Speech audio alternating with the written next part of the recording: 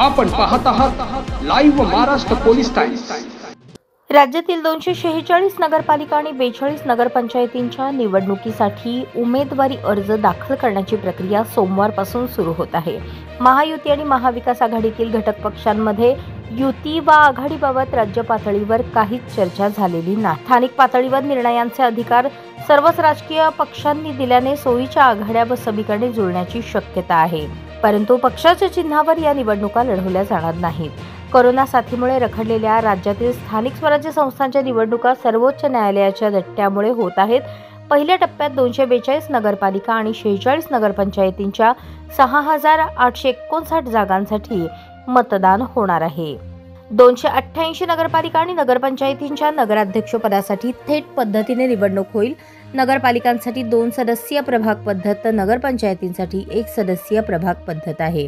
नगरपालिकांमध्ये मतदारांना नगराध्यक्षपदासाठी 1 तर प्रभागासाठी 2 अशी 3 मते द्यावी लागणार आहेत। नगरपंचायतींमध्ये नगराध्यक्ष आणि सदस्यपदासाठी प्रत्येकी 1 अशी 2 मते द्यावी लागणार आहेत। राज्यात निवडणुकीची रणधुमाळी, काही ठिकाणी उलटसुलट युत्या होण्याची चिन्हे।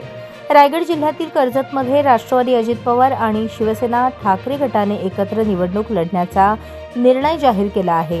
अर्थात ही युती पक्षीय चिन्हावर होणार नाही। कोकणात राणे यांच्या विरोधात शिवसेना शिंदे व ठाकरे गट एकत्र येण्याची चर्चा आहे।